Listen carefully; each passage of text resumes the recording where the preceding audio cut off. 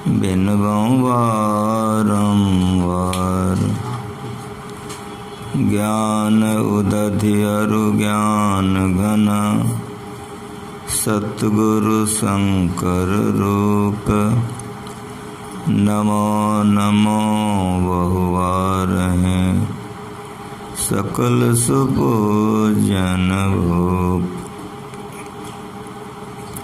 बंदो गुरुपद कंज, कृपा सिंधु नर रूप हरि। महामोह तम पुंज, जासु वचन रवि कर निकर। धन्य धन्य सतगुरु सुखद, महिमा कही न जाय। जो कछु कहूँ तुम्हारी कृपा, मोतें कछु न बस। बोलिए प्रेम से एक बार श्रे सबको एक बार श्रद्धा से कहिए, श्री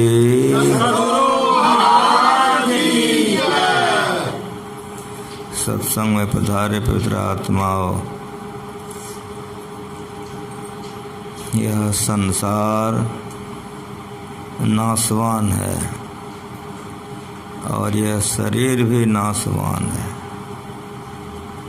शरीर और संसार में जब तक रहना होता है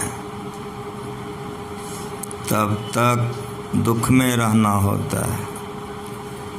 जो शरीर और संसार से अपने को ऊपर उठा लेते हैं, वही तमाम दुखों से छूट पाते हैं। इन तमाम दुखों से छूट पाने के लिए मनुष्य का शरीर सब शरीरों में सब हैं आवागमन से मुक्त होने के लिए चाहें तो मनुष्य शरीर में आकर के ही हो सकता है। इसीलिए संतों ने इस ज्ञान का प्रचार किया है। जो इस ज्ञान के अंदर में आते हैं वे ईश्वर को समझते हैं, संसार को, माया को, इन तमाम बातों को समझकर अभ्यास करते हैं। भगवान का जन्म हुआ, बहुत से बड़े बड़े विद्वान लोगों ने मोटी मोटी किताबें लिख दी है कि भगवान का शरीर अलौकिक शरीर था।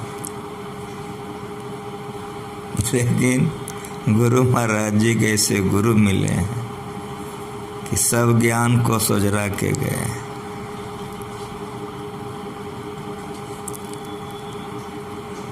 वासुदेव जी की शादी हो गई। किसके साथ? देवी देवकी के साथ। देवी देवकी कौन थी? कंस की बहन थी। कंस कौन था? तो कोई साधारण नहीं था। कंस का, रावण का नाम लेते दुनिया के लोग तुरंत जान जाते हैं। कंस अपने बहन की शादी की है तो कैसा दूल्हा चुना होगा कंस?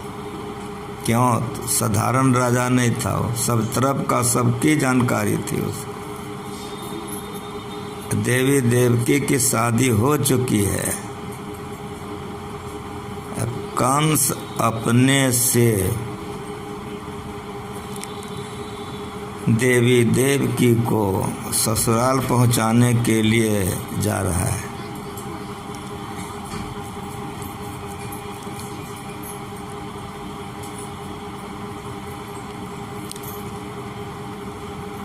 रथ स्वयं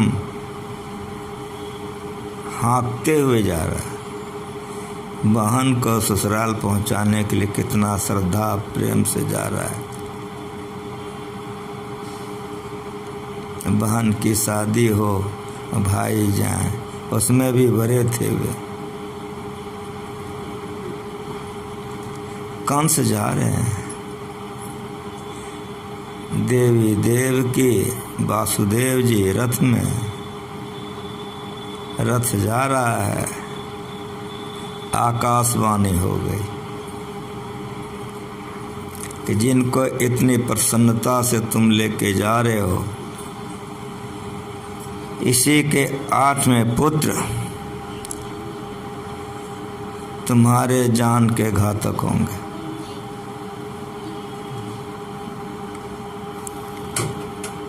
कंस ने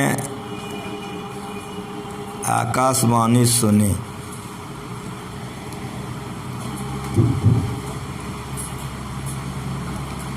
रथ रोक दिया।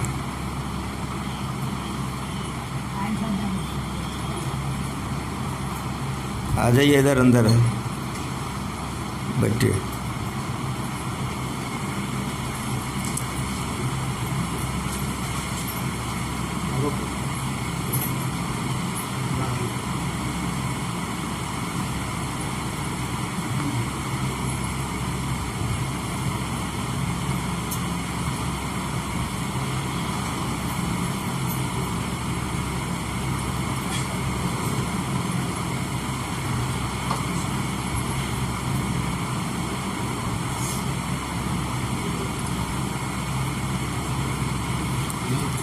आकाशवाणी हुई।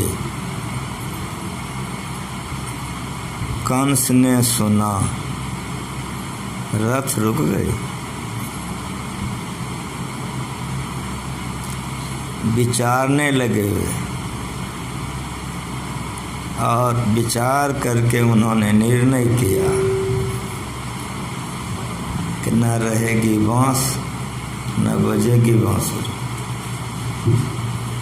म्यान से उन्होंने तलवार निकाल लिया। देवी देवकी के चूल को पकड़ लिया, और अब वे वार करेंगे। न देवकी रहेगी, कम करो, न पुत्र होगा।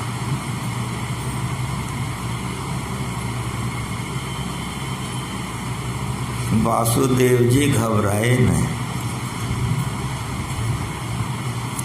दैविक संपदा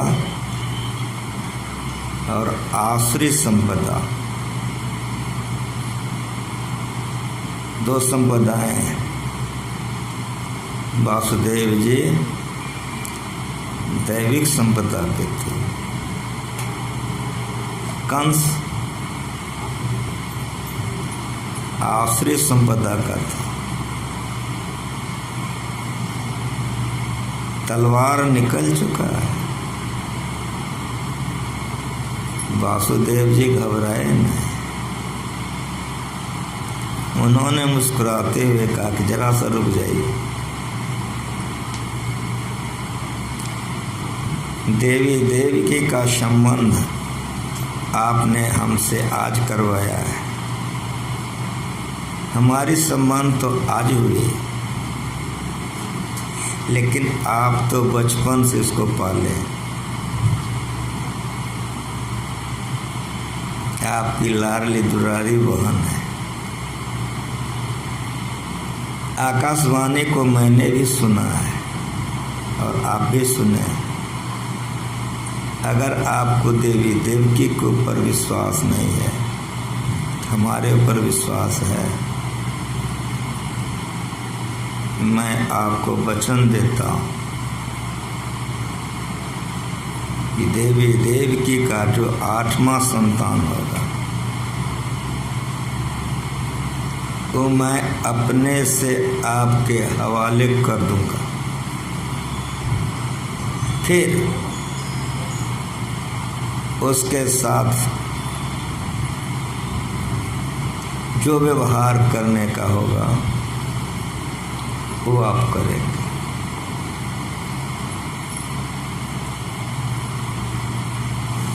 जो सच्चरित्र वाले होते हैं, जो पवित्र होते हैं, उसको दुनिया जानती है और उसका प्रशंसा आपके दुश्मन भी करते हैं।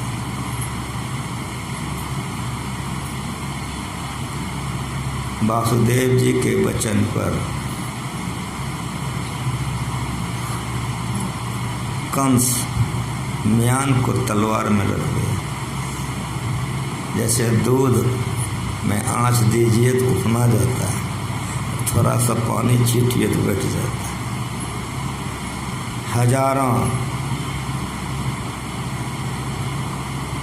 आश्रित संपदा के लोगों पर 5टा दैविक संपदा भारी पड़ जाता है। उसके प्रशंसा दुनिया करती।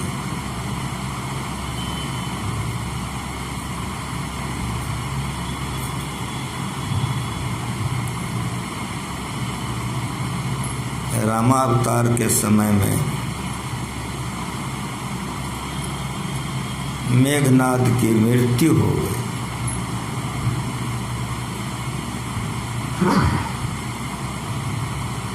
मेघनाद की पुत्र वधू विधवा हो गई। उन्होंने कहा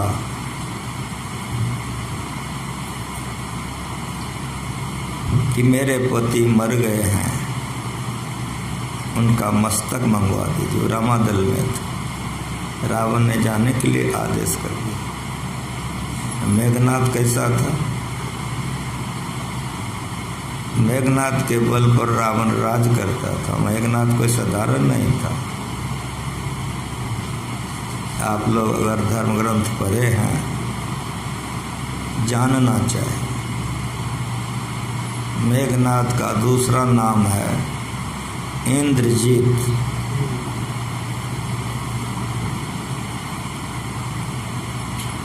उन्होंने तपस्या की थी। ब्रह्मा जी प्रकट हो गए, वरदान मांगो। ब्रह्मास्त्र ले लिया ब्रह्मा जी से। फिर उन्होंने शिव जी की तपस्या की। शिव जी प्रकट हो गए, का वरदान मांगो। शिवास्त्र ले लिया उनसे। फिर भगवान विष्णु की तपस्या की। भगवान विष्णु प्रकट हुए, वैष्णवास्त्र ले लिया विष्णु भगवान से। 33 करोड़ देवता में ये 3 श्रेष्ठ हैं। तीनों का हथियार मेघनाद के पास आ गए। इसीलिए तीनों लोकों पर विजय था रावण। इंद्र पर चढ़ाई करने से इंद्र को जीत लिया मेघनाद ने, इसीलिए उसका नाम इंद्रजीत पड़ा। धरती पर तो एक छत्रा राज्य उसका था ही, पाताल के राजा वे ही थे।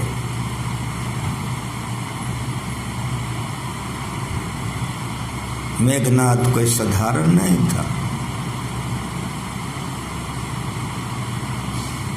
लक्ष्मण के साथ जब लड़ाई हुई है मेघनाद का, तो पहले बार तो लक्ष्मण को शक्तिवान लगी, जो मूर्छित हो गए। तो आप लोग सुने होंगे कि लक्ष्मण बूटी मंगाई गई, वैद्य सुखेन ने दवाई दी,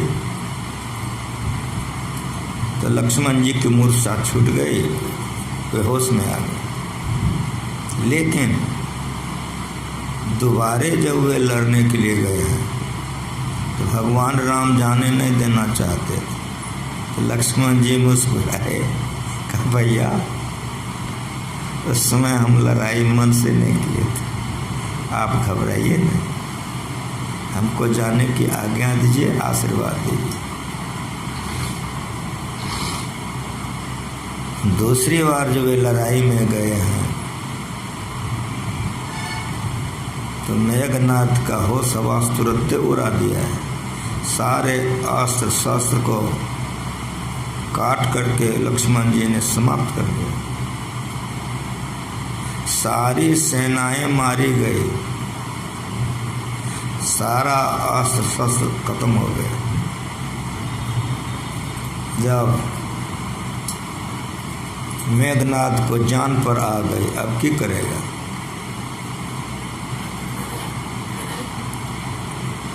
तब उन्होंने लक्ष्मण जी के ऊपर में ब्रह्मास्त्र का प्रयोग किया। लक्ष्मण जी ठहरे रहे, ब्रह्मास्त्र आया, लक्ष्मण जी का परिक्रमा करके लौट गया।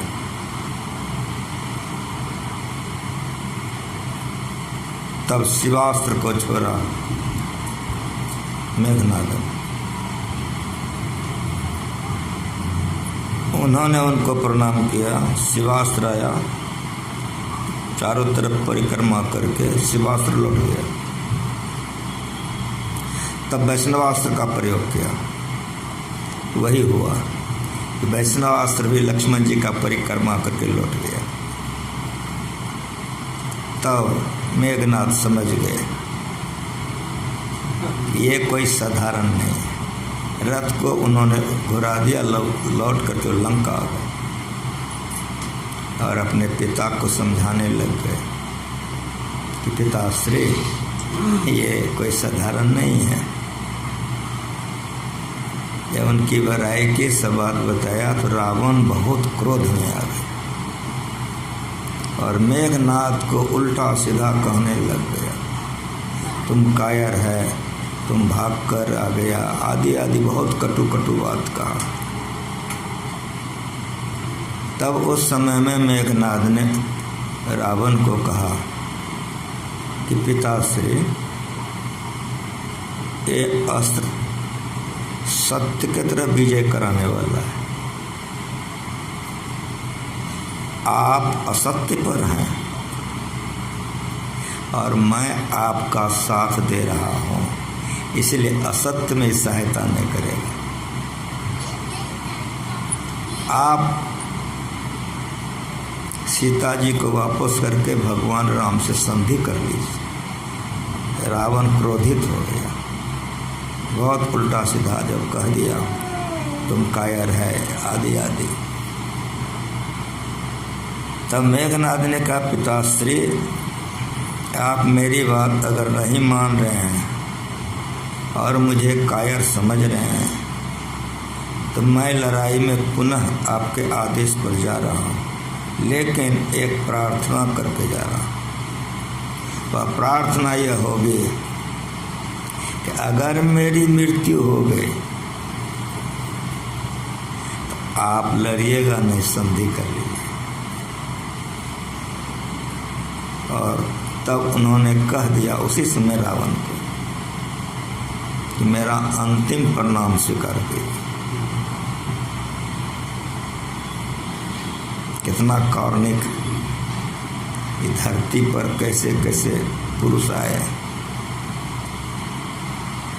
मंदोदरी को प्रणाम किया मायथी और कह दिया मेघनाद की माँ मेरी अंतिम प्रणाम स्वीकार करो। पिता का सारा बात कह दिया, पिताश्री हमको ऐसा समझते हैं, इसीलिए उनकी प्रसन्नता के लिए अब मैं सदा के लिए जा रहा हूँ। मंदोदरी को प्रणाम किया और तब अपने पत्नी से मिल करके तब मेघनाद गए थे लड़ाई में। ई बार मेघनाद मारे गए। मेघनाद की लाश पड़ी हुई है। उसने मेघनाद की पत्नी ने रावण से कहा कि अब इस शरीर को रखकर मैं क्या करूँगी। ये पतिव्रता स्त्री है। उन्होंने कहा कि जब वे संसार से सदा के लिए चले गए, अब मैं उन्हीं के साथ सती हो जाऊंगी रामादल में मेरे पति के मस्तक है, मंगवा दीजिए। तो रावण ने कहा कि तुम स्वयं जाकर के मांग करके ले आओ। तो जैसे कहा रावण ने तुम स्वयं जाकर मांग करके ले आओ, कि रावण के जितने मंत्रिमंडल थे बौखला गए कि ठिक्के में आपकी बुद्धि भ्रष्ट हो चुकी है। पुत्र वधू को दुश्मन के खेमे में भेज रहे हैं।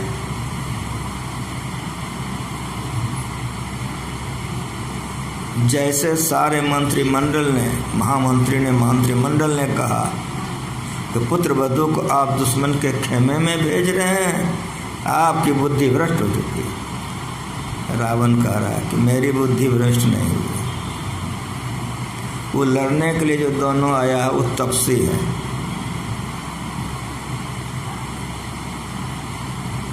और इसके ससुर वहाँ पर स्वयं हैं। विभीषण है ना, रावण का छोटा भाई था कि नहीं था, इनके ससुर वहाँ पर स्वयं है, इसीलिए इसको वहाँ जाने में कोई इतराज नहीं। रावण ने भेज दिया। समझ में आया कि कहानी मैंने क्यों सुनाया? जो पवित्र होते हैं, सत्याचरण वाले होते हैं, दुश्मन भी उसका प्रशंसा करते हैं। रावण ने अपनी पुत्रवधू को रामादल में भेज दिया, गई है।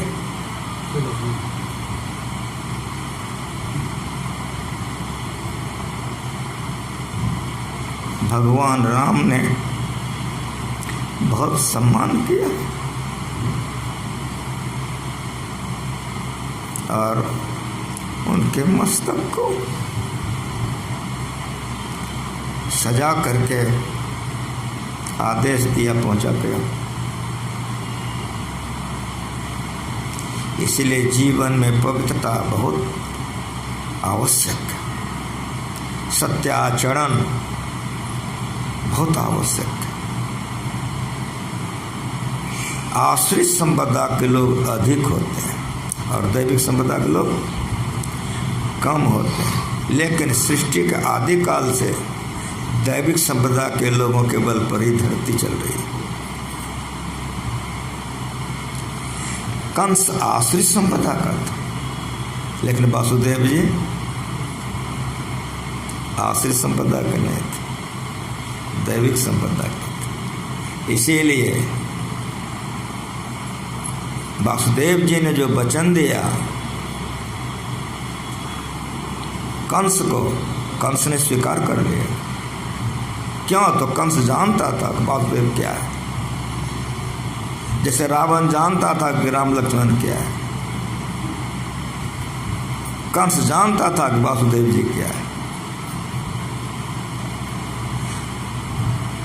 अपने से उनके वचनों पर विश्वास करके पहुंचा दिया, लेकिन ये बात नारद जी को अच्छी नहीं लगी। उन्होंने देखा कि अब गड़बड़ हो जाएगा, तो कबीर साहब के बानी में है कि दे दू धक्के। और उनके मन में हुआ कि अब फिर धरती पवित्र होने में देरी लगेगी। नारद जी कंस के यहाँ पधार जाते हैं। कंस ने बड़ा सम्मान किया। नारद जी ने बहुत बात कहते हैं, उन्हें उपदेश दिया। 8 लकीरें गोलाई में खींच करके 8 बार गिनती करवाया, तो 8 हो गया। जब 8 हो गया तब नारद जी ने पूछ दिया कि बोलो किसने मारेगा, तो उसकी बुद्धि काम नहीं करने लगी। कहा हम समझ गए। इतना सा कह करके नारद जी अंतर्ध्यान हो गए, चले गए। कंस चला गया और देवी देवकी और वासुदेव जी को पकड़ करके कारागार में दे दिया।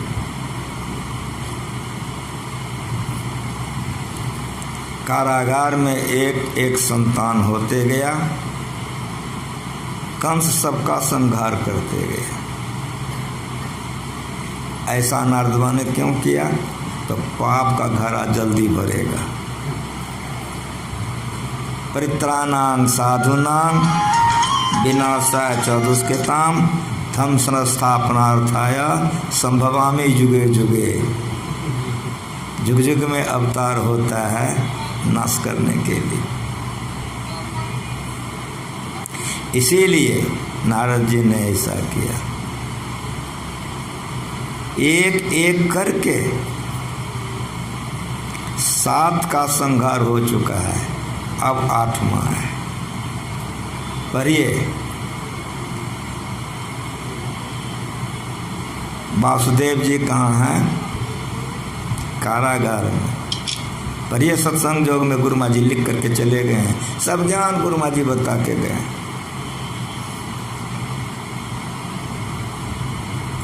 भगवान 16 कला से वासुदेव जी के शरीर पर असवार हो गए। वासुदेव जी के शरीर की चमक की व्याख्या नहीं की जा सकती है। उनके शरीर में चमक हो गई। समय आने पर वासुदेव जी ने देवी देवकी को आधान किया। सत्संग योग में पढ़िए कि भगवान संसार के वास स्थान है, लेकिन देवी देवकी भगवान के वास स्थान पर। कितनी पवित्र थी देवकी। देवकी कितनी पवित्र थी। जनार्दन का अवतार का समय निश्चित था। पर यह सब समझो, सब गुरु माँ जी जमा करके अपने जीवन में चले गए। समय पर उनका जन्म हुआ और कारागार से भगवान को लेकर के पहुंचाए। आदि आदि बात पढ़ के देखिए। ये कथा कहने का मतलब क्या है?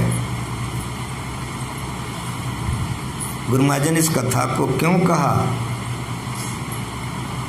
ये कथा कहने का मतलब है कि वासुदेव जी की शादी देवी देवकी से हुआ। संतान पहले पिता के शरीर पर आते हैं। खूब बढ़िया से सुनिए। संतान पहले पिता के शरीर पर आते हैं और बहुत दिनों तक वे पिता के शरीर में रहते हैं, बहुत दिनों तक। इसीलिए वहाँ सत्संग जो पढ़िए, आप लोग पढ़े होंगे तो याद आ जाएगा। समय आने पर वासुदेव जी ने आधान किया, देवी देवकी ने स्वीकार किया। साफ साफ लिखा हुआ है। इन तमाम बातों को कहकर गुरु महाराज जी ने ये बताया कि जिस तरह से होना चाहिए प्राकृतिक, उस तरह से सब कुछ, उसका जन्म आदि हुआ, तो शरीर अलौकिक कैसे हो सकता है? शरीर अलौकिक नहीं हो सकता। शरीर किसी का भी होगा, लौकिक होगा। चाहे भगवान का शरीर क्यों नहीं है, लेकिन लोगों ने श्रद्धावश भगवान के शरीर के लिए लिख दिया है कि भगवान का शरीर अलौकिक था। शरीर अलौकिक कदापि नहीं हो सकता है। इसीलिए पूरा कहानी गुरु महाराज ने कहा कि इस तरह से उनका जन्म हुआ, इसलिए शरीर लौकिक था। और अगर अलौकिक था तो अलौकिक आत्मा हो सकता है, शरीर नहीं हो सकता। साफ साफ पहली बात तो ये समझिए, लौकिक गोया असत्य, अलौकिक गोया सत्य। लौकिक असत्य, अलौकिक बहुत बढ़िया से है। जो लौकिक होगा वो असत्य होगा, और जो अलौकिक होगा वो सत्य होगा।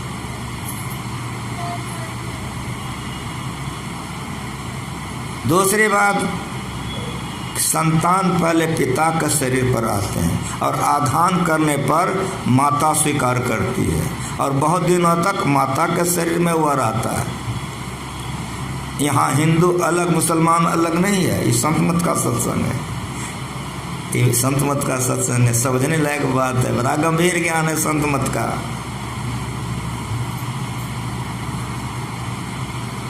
संतान पहले पिता के शरीर पर आते हैं, तो पिता जैसा होता है वो गुण संतान में होता है। वासुदेव जी कैसे थे कि भगवान उनके शरीर पर आए, इसीलिए धरती पर के प्रत्येक पिता को चाहिए कि सदाचारी बने, भक्त बने।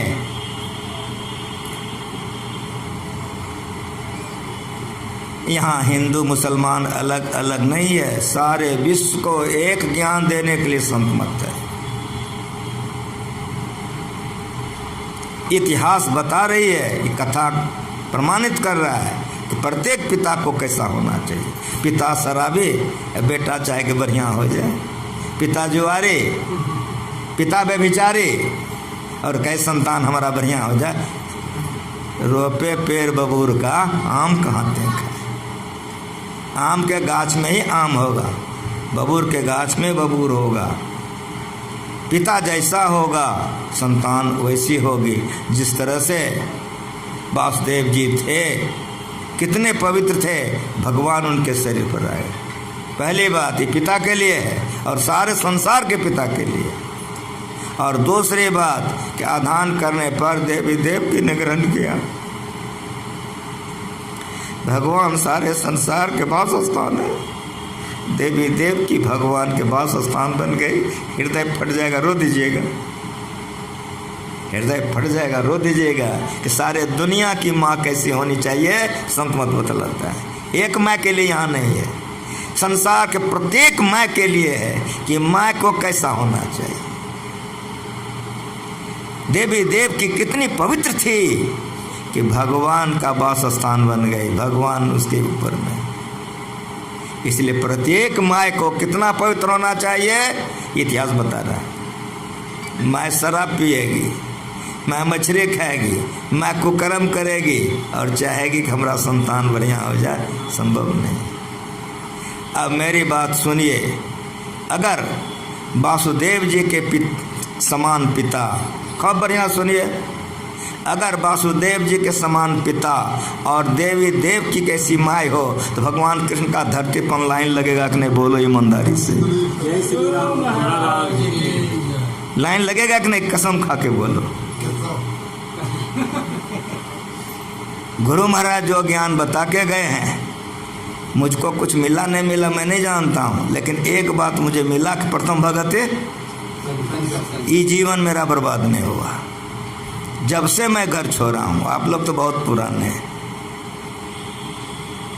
तब से हमको गुरु महाराज के साथ में रहने की जो मौका मिला तो मैंने देखा कि गुरु महाराज जी किस अवसर पर क्या कहते हैं। जिसकी मरवा उसके गीत, जिस भी विषय को गुरु महाराज जी समझाएं तो फिर समझाएं। संत मत है, संत मत शांतिदायक मत है, और सारा ज्ञान संत मत में भरा हुआ है। और गुरु महाराज जी ऐसे दया के सागर हुए कि सत्संग योग में सब सजा के गए, सब सजा के गए, सारा है। अगर वासुदेव जी के समान सारे पिता धरती पर आ जाएं और माँ देवी देवकी के समान सारे माँ हो जाएं तो भगवान का तो लाइन धरती पर लग जाएगा तुरंत। कैसा संसार हो जाएगा। इसीलिए दैविक संपदा को समझिए और आसुरी संपदा को समझिए। जो दैविक संपदा के लोग होते हैं वे मांस मछली नहीं खाते हैं, दारू शराब नहीं पीते हैं, झूठ चोरी नशा सब विचार से डरते हैं। लेकिन जो आसुरी संपदा के लोग होते हैं उसको मांस मछली प्रिय होता है, दारू शराब में उसको मस्ती आती है, झूठ में विचार पापों में उसको मन लगता है। इसीलिए वे मर करके नरक जाते हैं और ये मर करके स्वर्ग जाते हैं। इसीलिए धरती पर आश्रित संप्रदाय के लोग अधिक होते हैं, दैविक संप्रदाय के लोग कम होते हैं। जो आश्रित संप्रदाय के लोग होते हैं उसकी बुद्धि मोटी होती है, और जो दैविक संप्रदाय के लोग होते हैं उसकी बुद्धि सूक्ष्म होती है। इसीलिए आश्रित संपदा के ऊपर में दैविक संपदा भारी पड़ता है। रावण का फौज कितना था? चरत दशानन धरनी कांपे, तीनों लोगों का मालिक था रावण, लेकिन आश्रित संपदा का था। लेकिन उनके पिताजी थे, लेकिन आश्रित संपदा के थे वे। रावण के पिताजी जो आश्रित संपदा के लोग होते हैं उसके संबंध में सदग्रंथों में जो लिखा हुआ है वो लिखा हुआ है। गुरु महाराज जी जो ज्ञान समझा के गए वो ज्ञान समझा के गए। राम और रावण की लड़ाई हो रही है। नरांत की सेना 72 करोड़ है, पढ़िए देखिए। ऐसी सब सेनाएं थी कि पाताल से सेना मंगाया गया है, समुद्र से सेना मंगाई गई है, लेकिन सारी सेना भगवान राम के सामने में समाप्त हो गई। बंदर भालू के साथ लड़ाई होने पर रावण की हार हो गई और राम की जीत हो गई। उस तरह कंस के समय में कंस का सब चीज प्रभुत्व था, लेकिन कृष्ण के सामने में कुछ नहीं चला, कुछ नहीं चला। 17 बार चढ़ाई किया था,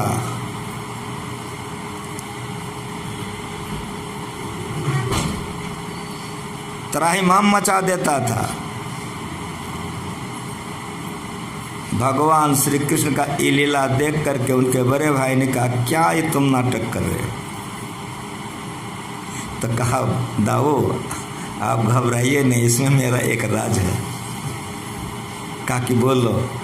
कहा कि देखते हैं, उसको इसलिए छोड़ देता हूँ, उस सबको संहार के लाता है।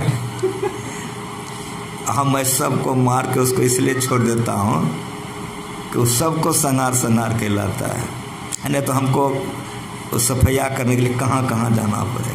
जब 18वां बार चढ़ाई किया है, सब सेना को मार दिया।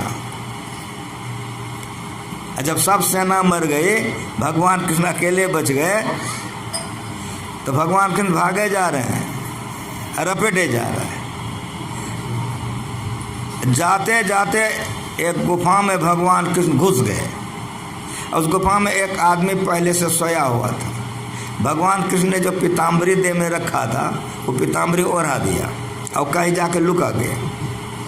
ये जो घुसा उसमें देखा तो क्या करे, भागते भागते आराम से सूख गया है, क्या समझ सका, यहाँ नहीं आ सकता हूँ। एक लात मारा, जैसे एक लात मारा कि सोया हुआ जो था उठ के बैठा, ऐसे खाली आंख मला और उसको देखा, बस भस्म हो गया जलकर। जब वो जल करके भस्म हो गया तब भगवान दर से आए। जब भगवान दर से आए, जो सोया था उन्होंने पूछा कि कौन हो तुम, क्या नाम है? कहा मुझे नहीं देख रहे, मैं काला कुलौठा हूँ, इसीलिए लोग मुझे कृष्ण कहते हैं, और वासुदेव के घर में जन्म लिया हूँ, इसीलिए लोग मुझे वासुदेव कहते हैं। चिहा उठा, अरे पैर का कंठ हो गया, भगवान का अवतार हो गया। कहा आप क्यों ऐसे चिल्लाते, आप कौन है? तब तो परिचय दिया कि मैं मानधाता का पुत्र मुचकुंद हूँ। देवासुर संग्राम में मैं गया था, लड़ते लड़ते लड़ते लड़ते बहुत दिनों तक मैंने लड़ाई की थी। सब असुरों को मार करके देवता की तरफ से जीत जब हो गई तो मैं आ रहा था, तो कहा कि आपके समय का लोग कोई नहीं है, कहाँ जाना चाहते हैं? मैंने कहा कि आराम करना चाहता हूँ, बहुत थक गया। अब सब देवता ने कहा इसी में आप सो जाइए, जो आपको जगाएगा वो भस्म हो जाएगा। तो भगवान कृष्ण ने जुक्ति से उसको मरवा दिए। महाभारत की लड़ाई हुई, 18 अक्षौणी सेना मारी गई। अंत में 56 करोड़ यदुवंशियों का नाश एक दिन के अंदर में हो गया। जैसे कांटा से कांटा निकाल दिया जाता है, उसी तरह से भगवान के लिए गुरु महाराज जी गीता योग में लिखे हैं कि शरीर धारण करके सबका नाश करके भगवान ने अपना शरीर भी छोड़ करके चले गए। लड़ाई हुई गांधी जी से, अंग्रेज से। कितनी सेना थी अंग्रेज की और कितना प्रभुत्व था अंग्रेज का सब जानते हैं, इतिहास पढ़ते हैं तो। लेकिन गांधी जी ने साधारण ढंग से अहिंसा की लड़ाई करके ऐसे अवसरों को सदा के लिए भारत से निकाल दिया। क्यों? तो गांधी जी दैविक संपदा के थे।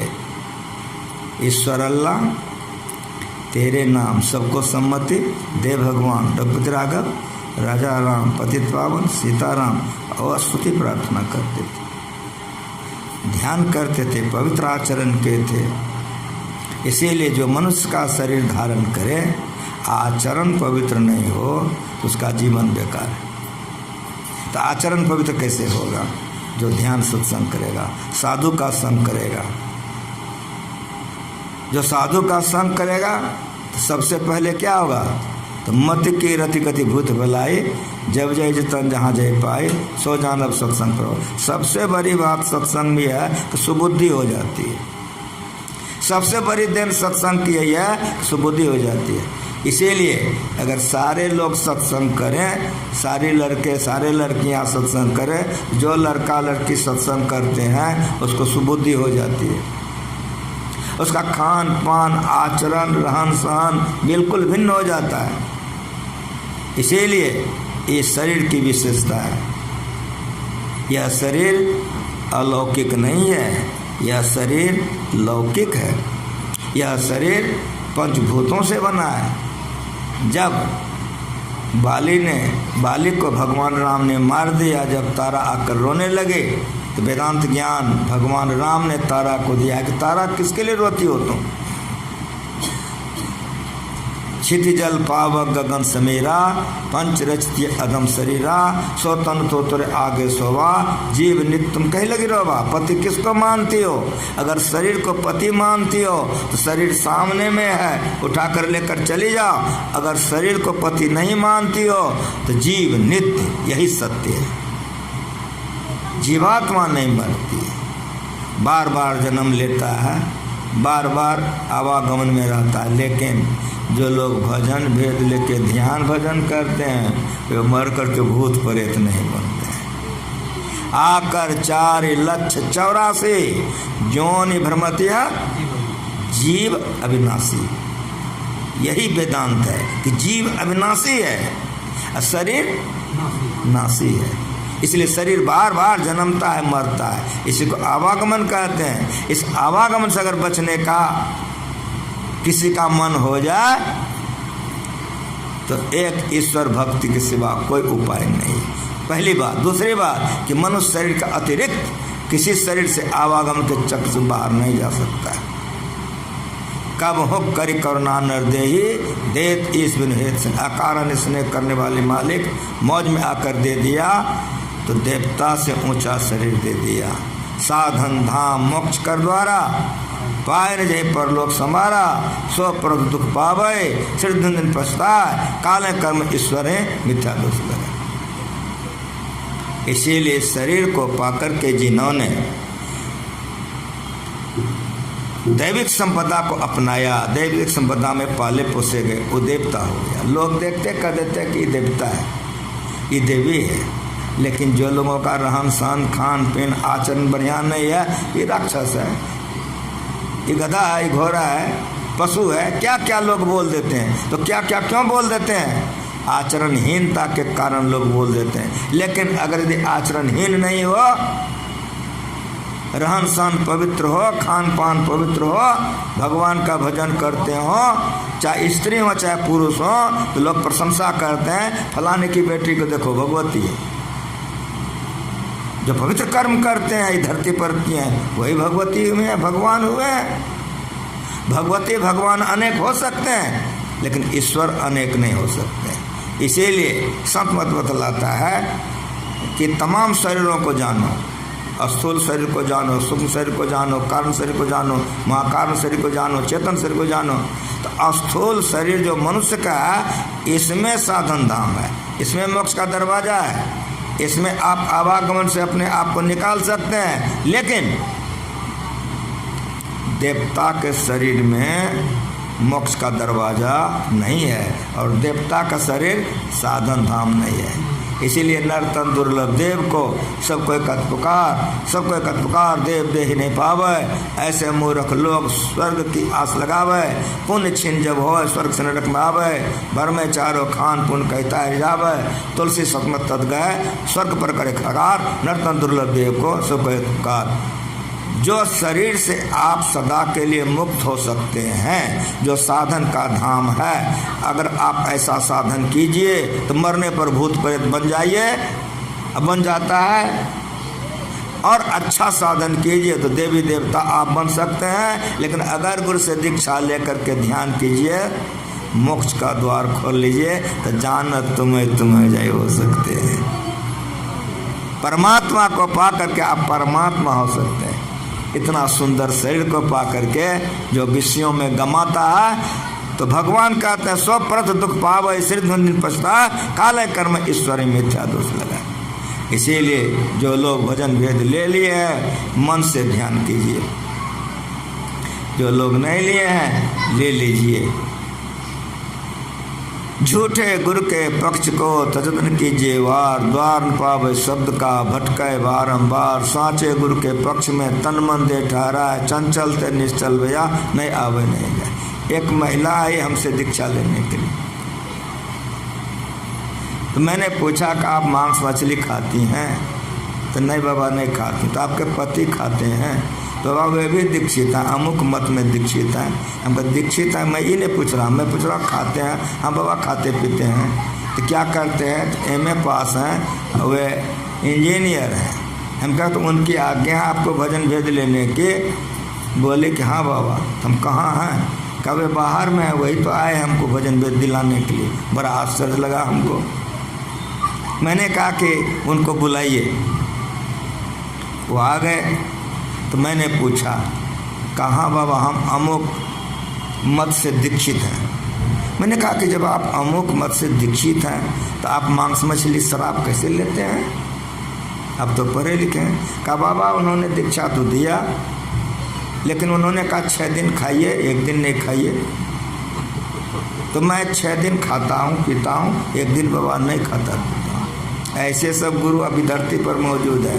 अब मैं जो भी सुनाता हूँ तो एकदम प्रैक्टिकल सुनाता हूँ, अनुभव ज्ञान। तो मैंने उनको समझाना शुरू किया कि आपकी धर्मपत्नी है? हाँ बाबा। तो उसको मैं मांस पर, मछली पर, अंडे पर, शराब पर थोड़ा सा समझाया। और तब मैंने पूछा कि आप इतने पढ़े लिखे लोग हैं, उन्होंने जो कहा आप मान लिए, लेकिन आपका हृदय कबूल करता है कि कोई आदमी 6 दिन तक डकैती करे, 1 दिन नहीं करे, 6 दिन तक व्यभिचार करे, 1 दिन नहीं करे? इस तरह सब कुछ समझा ही रहे थे, बेचारे रोने लग गए, पैर पकड़ लिए। कहा बाबा आज मांस मछली अंडा शराब आपके चरण में चढ़ा दी। तो मैंने कहा कि अब आपकी पत्नी को मैं दीक्षा दूंगा। क्यों? तो ये आपकी धर्मपत्नी है, ये दीक्षा लेके ध्यान भजन करेगी। आप मांस खाएंगे, मछली खाएंगे, परोसने के लिए कहेंगे, तो 8 आदमी खाने वाला जो होता है तो सब के सब मनुस्मृति में 8 नरक को जाते हैं। तो ऐसे सब गुरु अभी भी मौजूद हैं धरती पर, लोगों को भ्रम में डाल करके। तब मैंने उनसे कहा जिससे आपने भजन भेद लिया उसको रिट्टीज कहते। कहाँ बाबा? हम कहे वे लोग तो लहसुन प्याज भी नहीं खाते। कहाँ बाबा? जब वे लोग हमारे यहाँ आते हैं तो वे लोग लहसुन प्याज भी नहीं खाते हैं।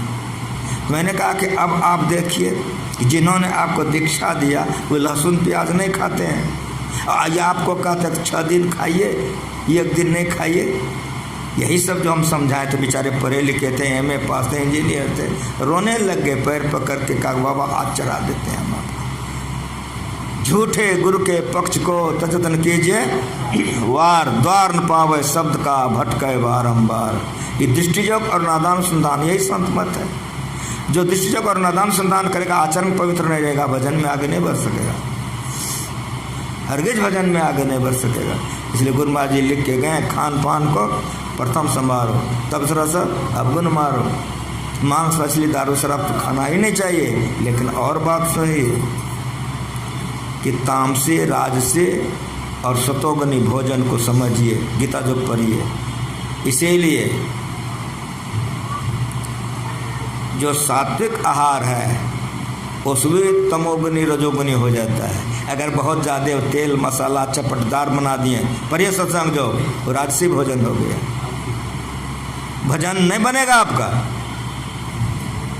इसीलिए साधु का भोजन सरल होता है, नमक मसाला दे करके खाता है। राजसी भोजन में मन रजोगुनी हो जाएगा तो भजन में बाधा हो जाएगा। तामसी भोजन में मन तमोगुनी हो जाएगा, भजन बनने ही नहीं देगा। इसलिए साधक को जिहा पर कमांड करना चाहिए। जिभ्या इंद्रिय के नाल, जो बरचे सो बाचे काल। इसलिए जिभ्या पर हम तो कहीं कोई चीज़ सुनते हैं, हम जब गांधी जी का जीवनी पढ़े कोई बात याद हो जाती है, कहीं कहीं कोई पढ़ते हैं तो हम उसको बड़ा अमल करते हैं। ज्ञान पढ़ करके होता है या ज्ञान सुन करके होता है। गांधी जी की जो आत्मकथा है, गांधी जी ने अपने हाथ से लिखा है, उसका राइटर कोई दूसरा नहीं है। अगर आप गांधी जी के आत्मकथा को पढ़े हमने तो हम तो रोने लग गए उनके आत्मकथा को पढ़ करके। जीवन में उनसे अगर कोई भूल हो गई थी, कोई गलतियां हो गई थी, वो लिख चुके हैं। रोने लग गए हम कि इसी को महापुरुष कहते। अगर उनके जीवन में कोई गलतियां हुई है, कोई भूल हो गया, गांधी जी उसको भी लिख के छोड़ दिए।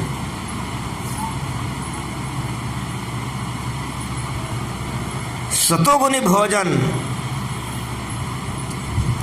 अधिक लवणदार, मसालेदार, चरपरे पढ़िए भजन के बाद है। अधिक लवण युक्त, गुरु महाराज जी का वाक्य है। गीता जो प्रकाश पढ़ी उसमें गुरु महाराज जी साफ साफ लिखे हैं और प्रवचन में भी गुरु महाराज जी कहते थे। इसीलिए जो सतोगुनी लोग होते हैं, बहुत हल्का नमक, कोई मिर्च मसाला नहीं, सरल ढंग का भोजन कीजिए। उससे क्या होगा? खून पवित्र होगा, भजन में मन लगेगा। तेलदार, मसालेदार, चिकने, पौष्टिक पढ़िए राजस लोगों को पसंद है, इससे भी उल्टा तामस लोगों को पसंद है। लेकिन ये दोनों आहार छोड़ करके सात्विक आहार सतोगुनी लोगों को पसंद है। इसीलिए जिहा पर कमांड करना चाहिए। सतोगुनी भोजन भी रजोगुनी हो जाता है और सतोगुनी भोजन भी तमोगुनी हो जाता है। बहुत अधिक वासी, सड़े हुए फल आदि पढ़िए। इसलिए सब ज्ञान रखना चाहिए। तामसी भोजन करने से मन तमोगुनी हो जाएगा, रजोगुनी भोजन करने से रजोगुनी हो जाएगा। गुरु महाराज जी ऐसे थे कि ये नमक भी नहीं खाते थे, सिंधा नमक बनाते थे, कितना हल्का नमक खाते थे, कोई मिर्च मसाला। गुरु महाराज जी ने जीवन बन गया है। अब 10 जगह घूमना पड़ता है, परिस्थिति जीवन में आता है। गुरु महाराज जी के साथ में रहने से सीखे हैं कि एक दिन ऐसा परिस्थिति आया कि पांडव लोगों को दूसरे के यहाँ नौकरी करनी पड़ी। एक समय था कि लोग हमको बना खिलाता था, कुछ समय हमारा ऐसा फेर में आ गया कि अब लोगों का बनाया हमको खाना पड़ता है। तो हम जिसके साथ जीवन बिताए सब ज्ञान सिखा के गए। हम सोचे कि हमारा कर्म फल इसी तरह का है। ऐसा साथी मिल गया कि दूसरे का बनाया हुआ खाना पड़ता है। तो जहाँ रुचिकर होती है खा लेता हूँ, दूध रोटी खा के छोड़ देता हूँ। कितना हम अपने साथी को सिखाएं। हम पढ़े हैं कि तुम संसार को गांधी जी नहीं बना सकते हो, लेकिन तुम बन सकते हो। तो हम दूसरों को उपदेश नहीं दे सकते, हम अपना चल सकते हैं। ये ज्ञान है। जो सर्वांग पूर्ण ज्ञान को नहीं समझेगा, अभ्यास में आगे नहीं बढ़ सकता। उसके मन में शांति नहीं आएगी, उसके मन की चंचलता का नाश नहीं होगा। मनिहारी में गुरु महाराज जी थे, अभी हरिनंदन वा जिंदे हैं। हम कोई बात बोलते हैं तो प्रमाण के साथ बोलते हैं। गुरु महाराज जी के रसोइया थे, सिद्धू बाबा नाम था। इतने झुक गए थे वे, अब गुरु महाराज जी का भोजन बनाते थे, एकदम झुक करके लाठी लेके चलते थे। अब मनिहारी में राम लगनवार रहते थे, हम रहते थे। सारा सामान चौके का उस जगह लगा देते थे, मछिया लगा देते थे। अब मछिया पर बैठ करके सिद्धू बाबा भोजन बनाते थे। आज तक याद है, आज तक याद है। राम लगन बा कहते थे कि बाबा आप मरिएगा तो हाथ काट के रख लेंगे। ऐसे कभी कब कहते थे, ऐसा स्वादिष्ट भोजन बनाते। ये जो परवल हम लोग खाते हैं उसको वे बहुत इतना सा घी में पहले झोलते झोलते पीला कर देते थे और उसको दाल में गिरा देते थे। दाल भी सिज गई और परवल भी। वो परवल जो खा लेता था, जो खाया आज तक याद करता है। मैंने कुछ नहीं, अब खाली भूज लिया, दाल में गिरा दिया। क्या उनके हाथ में था? दाल का तेल, दाल का नमक, दाल का हल्दी उसमें गया, खाली छाँक करके लोगों को दे देते थे तो लोग खा करके हम लोग तृप्त हो जाते थे। गुरु महाराज जी सब दिन हम लोगों को कितना खटाए वो हम ही लोग जानते हैं। ऊधो ढीरो कहा, बाबा भोजन बना देते थे, राम लगन बाबा थे वहाँ पर, संशय बाबा थे, हम लोग सब कोई वहाँ रहते थे। जिसमें हम नहीं थे उसके पहले की बात है। संशय बाबा वहाँ 10 बरस रहे मनिहारी में, हरनंदन बाबा 5 बरस रहे मनिहारी में, हम भी 2 बरस रहे मनिहारी। कुपाघाट में कौन चीज़ था, सारी व्यवस्था मनिहारी में थी।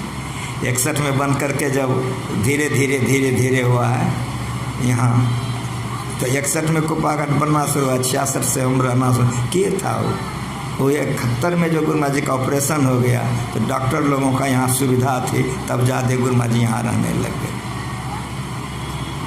तो वहाँ पर धान की खेती थी, धान की खेती कमाने के लिए चले गए थे। सिद्धू बाबा उतने बूढ़े थे, चले गए धान करके।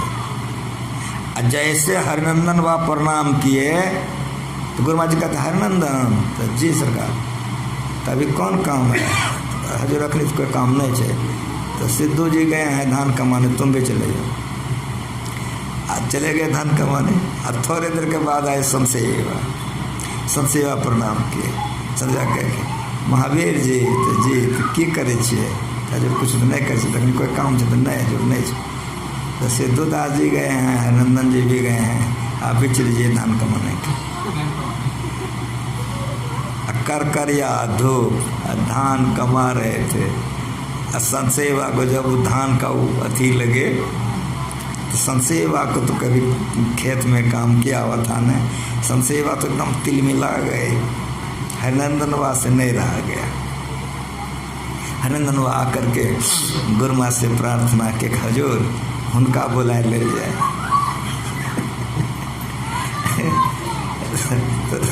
उनका बुलाए ले जाए, बुला तो लिए, पीछे चल करके समझाए कि जीवन में सब आदत लगा के रखना चाहिए। उसी पर गुरु महाराज जी कहे थे कि जीवन में किसको कब क्या परिस्थिति आएगा ठिकाना नहीं। पांडव लोग राजराजेश्वर थे, नौकर पर नौकर, दाई पर दाई, दासीन। वही द्रौपदी के पीछे कितनी दासीन लगी हुई है और वही द्रौपदी आज दासीन बनी हुई है। एक शिक्षा हम लोगों को गुरु महाराज जी दे के गए हैं, जीवन में कैसा क्या परिस्थिति आ जाएगा। तो जो ज्ञानी होते हैं ज्ञान से जीते हैं। इसीलिए जो दैविक संपदा के लोग होते हैं सुख में वे इतराते नहीं हैं और दुख में वे घबराते नहीं हैं। सुख में वे इतराते नहीं हैं और दुख में वे घबराते नहीं। ये दैविक संपदा है। तो जीवन में कब क्या आ जाएगा ठिकाना नहीं। सब तरह का ज्ञान, सब तरह का अक्ल जो तो रहता है, जैसी परिस्थिति आती है वैसा कर लेना पड़ता है। शुरू में आए हरनंदन बाबा भी आए, चौका बर्तन करना पड़ा। परिस्थिति बदले, गुरु महाराज जी ऑपरेशन करके आए, शारीरिक सेवा में हम रहने लग गए। फिर समय बदले तो गुरु महाराज जी ने हमको किताब के सेवा में दे दिए। तो हम किताब में चले गए, हरनंदन बाबा को प्रेस में भेज दिए गए। ये आपका प्रवृत्ति आए हैं आज। ये प्रवृत्ति में हमारा कंठी टूटा था। हरनंदन बाबा भोजन बनाते थे। यहाँ पर सालाना खूब बढ़िया से मनाया जाता था, अभी भी मनाता होगा लोग। पूरा व्यवस्था था। गए थे बुलाने के लिए साईं बाबा को, प्रचार प्रसार हो गया था, लेकिन संसेवा को भी बहुत ज़्यादा काम था, उनको भी फुर्सत नहीं थी और साईं बाबा को भी काम था। तो गुरु महाराज जी ने हमको बुला करके कहा कि इसको ले जाओ। तो हम आज के पहले कभी प्रवचन नहीं किया, आज पहला दिन मेरे लिए गुरु महाराज ने कहा कि ये आया है लेने के लिए, तुम चले जाओ। तो जैसे गुरु महाराज जी का तुम चले जाओ, हम इसके पहले कसम खा लिए थे कि हम प्रवचन नहीं करेंगे। जैसी बुद्धि थी हम क्रिया खा लिए थे। जैसे हम बोले कि हजूर हम तो कम पढ़े लिखे हैं, हम क्या बोलेंगे, हम क्रिया खा लिए थे, कभी हम प्रवचन नहीं करेंगे। तो गुरु महाराज मन की जाने सब गुरु कहाँ छिपा हुए।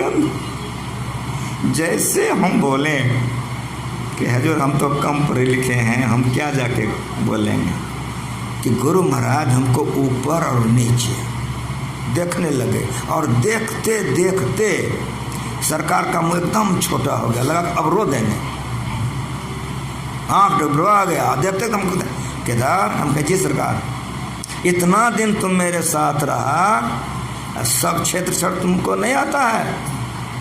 डरे से कहते जी सरकार।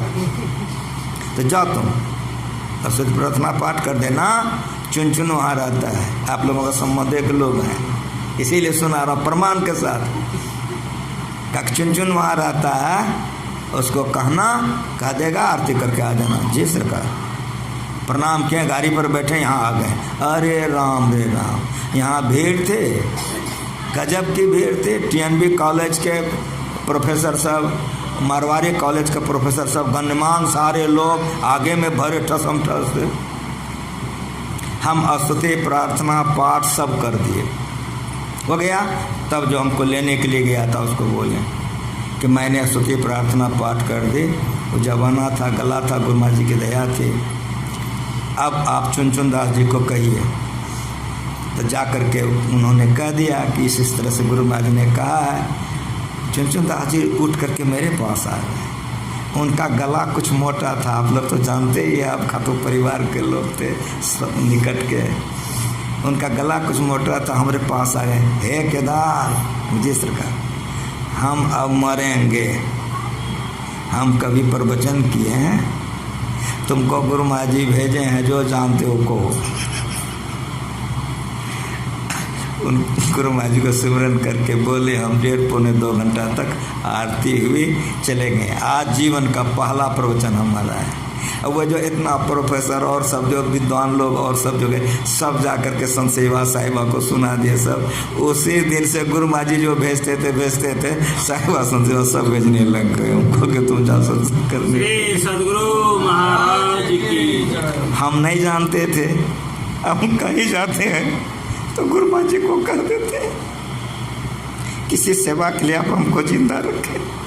तभी हम कहीं निकलते हैं तो कह देते कि आप जिसके लिए बर्तन धोना छूट गया, शारीरिक सेवा छूट गई, और मौका आया तो पुस्तक की भी सेवाएं छूट गई। तब हमारा होश हुआ, अरे राम, इसी दिन के लिए गुरु महाराज जी को कंठी तोड़वाए थे, तुम प्रवचन करो। यही उनकी इच्छा थी। तो हम कहीं जाते हैं, अभी भी मैं गुरु महाराज जी के चरणों में प्रणाम करके चल दिया कि हजूर पर्वती जा रहे हैं। तो उस समय में हम ही पर्वती आए थे उनकी आज्ञा से, और अभी हम चरण में प्रणाम करके आए, हजूर पर्वती। समझ रहे हैं, गुरु महाराज जी का ज्ञान इतना ऊंचा है। अगर हम लोग गुरु महाराज जी के शरण में नहीं रहते, जो शांति में हम लोग हैं, कदापि नहीं रहते। इसीलिए गुरु महाराज जी जो ज्ञान हम लोगों को सिखाए हैं, उस ज्ञान के अंदर रह करके हम लोग जीवन बिताएंगे तो हम लोगों को बड़ा लाभ होगा। यहाँ भी हम लोग शांति से रहेंगे, मरने के बाद मनुष्य का शरीर मिलेगा, फिर भजन करेंगे। गुरु महाराज जी सब बात बता के गए। गुरु महाराज जी ने कहा कि तुम लोग मेरे साथ कितने जन्मों से हो, तब ना इस संस्कार है। गुरु महाराज अपने शरण में ले लिए, फिर गुरु महाराज जी ने कह दिया है हम बार बार आएंगे जाएंगे। तो हम लोगों के लिए सहारा तो गुरु महाराज है। गुरु महाराज जी का हम लोग जब ध्यान करें, कल्याण होगा। यह सत्संग का आयोजन अरविंद ने अपने सुपुत्र के लिए किया है, मुझको बहुत प्रसन्नता है। एक तो अरविंद ही प्यारा है, अरविंद का बेटा कितना प्यारा होगा, समझ रहे हैं। हम फ़ोन लगा के उसको पूछें, अगर तुम्हारे पिता कहते हैं कि आज जन्म हुआ है, सत्संग कर दीजिए, तो तुम्हारा तो आज जन्मे हुआ है, तुम हमसे गप कर रहा है कैसे रे। तो वहीं से हैदराबाद से वो कहता है कि बाबा 22 वर्ष हो गया।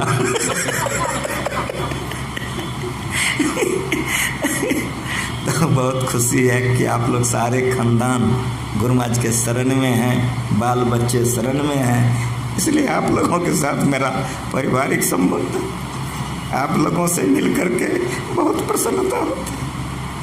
मैं इस बच्चे के लिए गुरु महाराज से दीर्घ जीवन का कामना करता हूँ और उसका मन भक्ति में लगे, उसका जीवन पवित्र हो, ये प्रार्थना करता हूँ। और आप सभी लोग जितने आए हैं, सभी लोगों के लिए गुरु महाराज से प्रार्थना करता हूँ कि सभी लोगों का मन गुरु महाराज के चरण में लगे, जिससे कि सबको शांति मिले, कल्याण हो। इन्हीं शब्दों के साथ एक बार प्रेम से बोलिए।